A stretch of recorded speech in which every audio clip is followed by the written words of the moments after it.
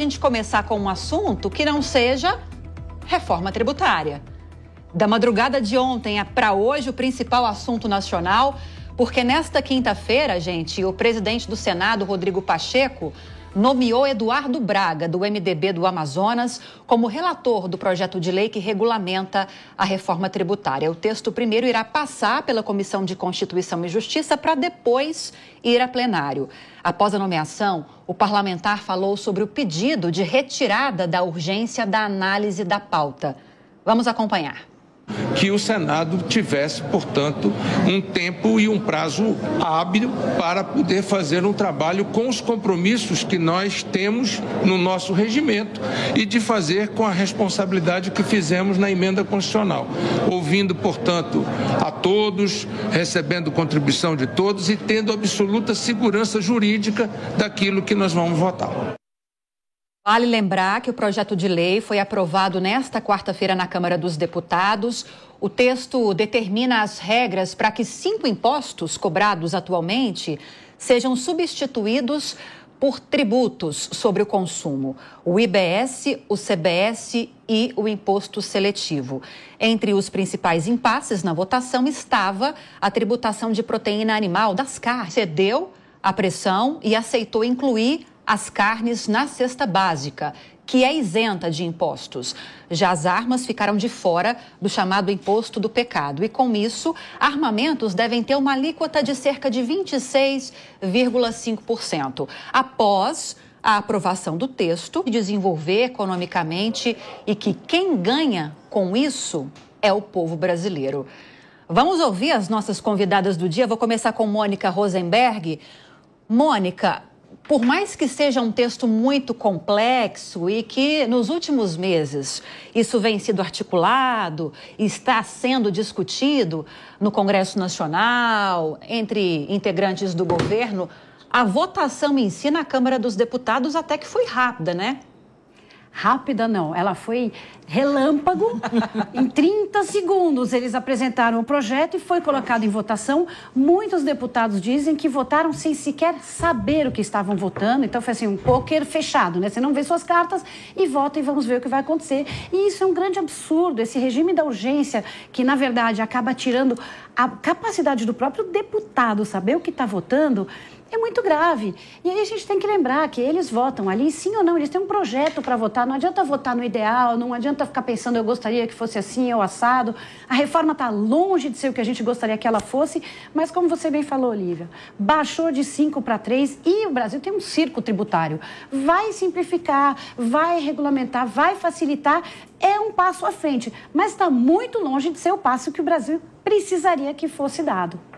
Doutora Eliana, nós tivemos um impasse muito grande na discussão em relação à inclusão ou não das carnes na cesta básica. No fim das contas, depois de muita articulação, foram vários relatórios apresentados ontem na Câmara dos Deputados. No último, estava lá a previsão de inclusão na cesta básica, só que há uma preocupação do peso que essa decisão da Casa vai representar para a alíquota geral. A gente tem que esperar agora a decisão do Senado. Falamos sobre a nomeação do relator, o Eduardo Braga, senador Eduardo Braga. Quais são suas expectativas? No Senado deve avançar nesse sentido também, porque há um prejuízo político muito grande, né, em ano eleitoral, sobretudo. Se isso não avançar, e concorda com a inclusão das carnes na cesta básica? Olha, eu concordo plenamente. Não há cesta básica, eu vou fazer uma brincadeirinha aqui maldosa, mas não há cesta básica vegetariana, né? Vamos colocar dessa forma. E o país não é vegetariano. Então, eu concordo plenamente que deva haver essa inclusão da carne. Existem tantas coisas nesse país, mas tantas coisas que não são incluídas, que já deveriam ser, né, causa de inclusão, não é nem social, causa de inclusão, de sobrevivência mesmo. Então, eu vejo isso com alguma sabedoria, mas também vejo com alguma preocupação. Como você bem disse, Lívia, nós estamos falando em ano eleitoral. Sim. E quando nós falamos em ano eleitoral, nós não podemos deixar de prever as promessas que são incabíveis, as promessas que chegam a ser ridículas, risíveis. E mais do que as promessas, né? O que isso significa de prejuízo para o país. Porque nós sabemos que pela eleição vale tudo. Tudo é possível, vale tudo, tudo é maravilhoso. Então, eu vejo assim, com muita preocupação quando nós falamos da possibilidade, primeiro, do que virá por aí, né? Não estou falando nem em termos de pecuária, tá? Estou falando em termos gerais agora.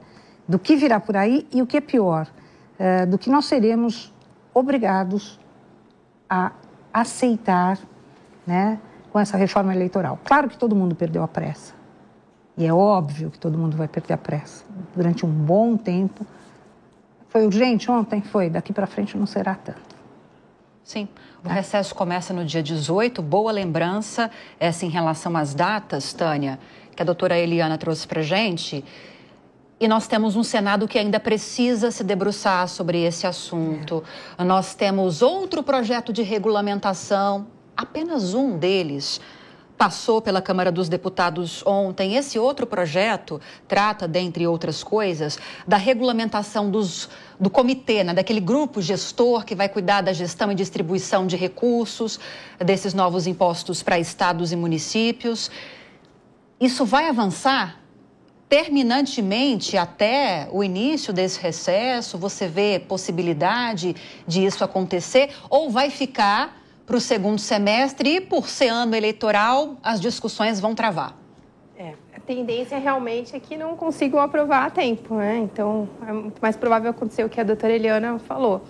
É claro que a reforma tributária é um tema importantíssimo, né? Isso eu já ouviu falar desde a faculdade, lá nos anos 90. O professor Ivis Gander uma vez deu uma palestra para a gente e falava que o Brasil precisava disso. Então, quando eles aceleraram a reforma da Previdência, né, todo mundo comentava, puxa, e a reforma tributária? Quando é que eles vão fazer? Que é tão importante para o país. Então, por um lado, é positivo, sim, que a reforma esteja andando, mas com esses prazos eleitorais e tudo, as licenças, né, dos deputados, dos senadores, provavelmente não será aprovado tão logo. E é bom destacar, né, Maria, que embora a gente está falando ou esteja falando de eleições municipais, há um apoio muito grande desses parlamentares para candidatos que estão em disputa, né, que vão disputar oficialmente já as eleições. E quando eu falo de desgaste político, porque o que mais chamou a atenção e o que mais preocupou na discussão de ontem foi a questão de incluir ou não nas carnes, há um desgaste político para aqueles que defendem a não inclusão. Poxa, mas pelas razões que a doutora Eliana destacou. Poxa, mas não colocar as carnes na cesta básica, mas aí tem um outro discurso que também é relevante. O peso dessa decisão na alíquota geral vai ser muito grande. O Ministério da Fazenda espera, nós temos uma previsão de IVA, de alíquota geral, de 26,5%. Previsão. Mas se essa medida for aprovada no Senado e for implementada de incluir as carnes na cesta básica, pode haver um incremento de 0,53 ponto percentual nesse IVA, que é a alíquota geral que todo mundo vai pagar. De repente, o cashback não seria uma boa alternativa, como defendeu o Fernando Haddad, no caso das carnes? Sim, nesse sentido eu vou parafrasear um grande cientista político liberal que não existe almoço grátis, já que estamos falando de cesta básica. Não poderia ser mais apropriado. Não é, mas é importante mesmo destacar a questão da carne na alimentação de nutrição básica, está no cardápio brasileiro. Inclusive, enquanto a doutora falava, eu lembrava quando a China, né, que foi um país que subiu de renda baixa para renda média e como isso influenciou no cardápio do dia a dia do chinês, que começou a se alimentar de proteína animal. E quiçá o Brasil, né, já tem esse costume, também aqui está no nosso consumo do dia a dia. Agora, dando alíquota zero para todo tipo de proteína animal de origem bovina, não somente serão as carnes básicas, mas também as carnes nobres que estarão no cardápio do brasileiro, que bom. Porém, é o que você falou, é um aceno cada vez mais ao eleitorado do atual presidente, e aí fica o outro lado da polarização, que é o que defende, e o custo, e o preço disso vai para onde? Que foi bem o que você falou da questão da alíquota, 26,5%, beleza, mas e aí eles falaram que isso vai ser o teto da alíquota máxima, né? E aí talvez aumente para 0,55%, Não sei, mas se tiver que atingir esse máximo da alíquota, para onde é que vai o resto? É o congelamento dessa porcentagem. Tudo que é congelado é um grande problema macroeconômico para o Brasil, porque aí você tem as contas insustentáveis e em algum momento alguém vai pagá-las. Volto a dizer, não existe almoço grátis. A gente teve uma configuração, até devolvendo para você falando de pessoas e autoridades que defenderam, outros que criticaram essa medida. Nós tivemos dentro do governo divergências. Fernando Haddad, embora depois ele tenha falado do cashback como uma boa alternativa, né? E quero depois ouvi-la sobre isso também. Tivemos o Lira, que criticou a inclusão, porque isso pode trazer um incremento para o IVA, para a alíquota geral. Nós tivemos o Lula, que defendeu a inclusão. Nós tivemos uma bancada do agronegócio que defendeu a inclusão. Eu não vejo muito bem definidos esses grupos aí, esses que defenderam e os que não defenderam. Há uma mistura aí peculiar, eu diria. Mas então, acredito... Interesses? Eu acho que é de interesse muito bem esclarecido não se mostrarem esses grupos de interesses, porque eles agem justamente nos bastidores. No Brasil é muito mal visto, né? Toda essa questão do lobby, a gente sabe que existe extremamente forte, a gente sabe que o Arthur Lira está ali correndo contra o tempo para o recesso, para fechar o recesso. E bem como você falou, ano eleitoral, todo mundo quer acenar para as próprias bases, garantir o votinho deles lá, garantir financiamentos, porque sem dinheiro não se faz campanhas grandes. Então, é tudo isso. Eu acho que o cashback, ele é interessante, sim. Ele é bem-vindo, sim, porque ele tá sendo visto, né, para ser inserido no contexto de famílias que ganham até meio salário mínimo e que está inscrito no cadastro único. Eu acho que é extremamente importante a gente sempre estar tendo um olhar cauteloso para essa parte da população brasileira, que compõe uma grande maioria e que, de fato, não tem condição para conseguir arcar com custos básicos de higiene pessoal, por exemplo, que também também foi inserido o debate dentro desses novos produtos de cesta básica. Fala, Mônica. A gente chama de cashback, todo mundo fica muito, o cashback, mas vamos lembrar que o brasileiro está muito acostumado que é a restituição do imposto. Então, nós recebemos dinheiro de volta e apenas ele vai ser aplicado de uma forma mais simples e mais direta. Então, assim, o cashback já existe, o brasileiro já sabe usar. Vamos ter com mais frequência, em vez de ser só uma vez no imposto de renda, agora vai ser em cima do consumo. Agora, essa questão do imposto sobre a carne, gente, por que a discussão está tão politizada? Essa discussão tem que ser técnica, não é uma discussão política, não tem que ser lobbies. De hoje de politização, né? Você tem que entender quanto que isso agrega, qual é o déficit da população brasileira em termos de proteína, qual é o custo, põe na balança, vamos colocar em discussão com os profissionais que entendem dessa área. Não é uma discussão que tem que ser de bastidor ou de jogos de interesse, tem que ser pelo bem da população, que precisa comer e que precisa pagar o mínimo por isso, é simples. Total, Mônica, eu só vou te dizer que eu acho incrível o que você fala, mas hoje em dia tudo no Brasil é político, né? Mas tudo no mundo é político. Tudo no mundo é político. Mas a polarização inclusive aumentou, a política, né? Isso vai ser discutido no Congresso, mas a discussão técnica tem que existir. Os dados e evidências têm que servir de base para que a discussão política se faça de forma inteligente e não apenas visceral. Nós aprovamos a PEC da reforma tributária no ano passado, né, doutora Eliana? Foram meses, a gente teve um semestre distantes agora desse momento mais quente eleitoral para discutir essa proposta, talvez um pouco menos contaminada por essas motivações políticas, que são essas questões que a gente está levantando. Agora, obviamente, que o assunto vai ser dominado por essas questões políticas. E isso pode atrapalhar em que medida? A criação de um sistema tributário que está sendo discutido há décadas, tão esperado. Bom, eu acho que pode atrapalhar total, né? Nós vamos continuar discutindo, mas vem mais um ano por aí em termos de discussão. Eu não vejo... Olha, a minha idade me permite falar isso. Eu sou do tempo, lá, já dava aula, no tempo da reforma penal constitucional. Já foi uma zona aquilo, né? Falar português claro. Português claro, que até hoje ninguém resolveu. Sim. Né? Só vieram coisas ruins. E nada se resolveu em termos de segurança, nada disso. Mas, enfim, é outro papo.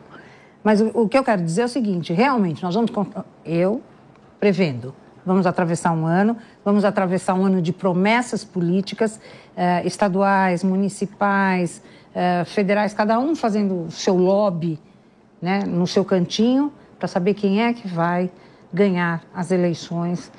E nós também temos isso, né? estas eleições refletem diretamente, né, na eleição presidencial. Sim. Diretamente e contundentemente. Então, eu não vejo assim com bons olhos. Acho que tudo vai ser polemizado. Essa coisa da carne, nós vamos discutir 6 meses. Não foi essa madrugada, serão mais 6 meses. E como bem vocês disseram, nós temos aqui um problema seríssimo, que tudo é político. E agora até a carne vai virar de direita ou de esquerda. Exato, sim. Entendeu? Sim. Então, eu lamento, mas sabe, esse país precisa crescer muito para virar sério. Agora, Tânia, a Adriana Ventura, deputada do Novo, ela chegou a falar sobre a discussão da regulamentação ontem, que tem tantas peculiaridades e tantos regimes especiais, tantas questões assim que parecem desconectadas nessa reforma tributária que vai parecer um Frankenstein tributário. Mas ainda assim, na sua opinião, pelo que vocês estão acompanhando, é melhor do que o que nós temos hoje? É um passo, é uma evolução, embora ainda tenhamos que melhorar? Não sei quem falou aqui, como disse Lira, é o que nós pudemos apresentar diante das circunstâncias que nós temos? É uma questão bem importante, bem interessante e, de fato, como falamos, né, há tantos anos se espera uma reforma tributária para melhorar, até mesmo com reflexos na sonegação fiscal, porque a carga tributária é altíssima e acredita-se, né, não tenho as evidências aqui, mas comenta-se que metade dos tributos não são pagos, são sonegados e depois isso vai parar lá na polícia estadual, dependendo do caso, ou federal. Então, a sonegação é uma realidade. Se mudar o sistema tributário, se for aperfeiçoado, vai repercutir até mesmo na arrecadação. Por isso que é tão importante, né? A gente vê essas crises fiscais o tempo todo acontecendo, de repente, com a melhora do sistema como um todo, tributário, tenhamos uma arrecadação melhor e mais justa também. E o tempo gasto, o Brasil, assim, se você vê em todos os países do mundo, o tempo que as empresas gastam com as suas declarações de impostos e os recursos humanos gastos, assim, é um centésimo do que se gasta no Brasil. No Brasil, você tem que ter um departamento para isso. Você tem que ter um contador externo que gasta horas e horas e horas. Isso é custo para a empresa. Total. E isso não faz o menor sentido. Eu não sei os números de cabeça, mas pesquisa porque é interessante. Eu vou te complementar, eu sei. Eu dei uma olhada. O Custo Brasil chama, né? Para as empresas, principalmente, que são as que atraem emprego e tudo mais aqui na nossa produção do país. Então, o Custo Brasil, ele é cerca de 20% do PIB, o que corresponde a 1,7 trilhão. Esses dados são de 23 e, imagine, 20% do PIB com gastos em imposto. Pois é. Desnecessário. Sim. Agora, a gente mostrou um trechinho da fala do Eduardo Braga, que vai relatar a discussão da regulamentação no Senado, dizendo que não haverá pressa para discutir, por essas questões que a gente está destacando e por outras, muitas que a gente deve até desconhecer, eu diria. Não vai ter tramitação em regime especial, como aconteceu na Câmara dos Deputados. Por que a pressa na Câmara dos Deputados? Não sei quem gostaria de chutar porque primeiro. Eles precisam mijar no poste, é o termo técnico. Eles precisam marcar que houve uma vitória. Foi a mesma coisa nós vimos com aquele PL, que eu esqueci o nome do aborto, onde eles precisavam aprovar a urgência para dizer tivemos uma vitória, para poder dizer nas redes sociais, tivemos esta vitória. Então, você aprovar a urgência acaba sendo uma forma de dizer vencemos esta batalha. Ninguém está entendendo muito bem o que foi, o que não foi. A mesma coisa foi com a urgência nessa votação da regulamentação. Vamos lembrar, é a regulamentação. Sim. Como é que a gente pode ter urgência? E eu defendi aqui no Linha de Frente a regulamentação, assim, confesso que eu entendo que já foi tão discutido que até na minha cabeça fazia sentido, mas o que eles fizeram? Apresentaram o projeto 30 segundos antes. Vocês entendem o que é isso? Não é que veio antes para o deputado ler, para o gabinete analisar. A Maria trabalha num gabinete. Isso é analisado, é estudado, preparam-se notas técnicas. Não, 30 segundos antes, ninguém sabia qual era o projeto e aí foi colocado em votação e você tem que votar. É uma coisa muito louca que nós aqui de fora não enxergamos realmente o que acontece na realidade de quem está dentro do plenário na Câmara dos Deputados fazendo as votações. Exatamente. E aí eu só queria reforçar o que você falou, já que você puxou para mim. É verdade, os projetos mais importantes da pauta, geralmente, eles são selecionados a dedo para serem votados de última hora, propositalmente por isso. Geralmente acontecem antes do recesso para justamente todo mundo tá com pressa, ano eleitoral, precisa acender a minha base ali, também preciso começar a fazer as pré-campanhas e aí passa logo, passa. É assim, acontece na esfera federal, municipal e estadual. É de praxe, infelizmente. Como esse assunto reforma tributária esbarra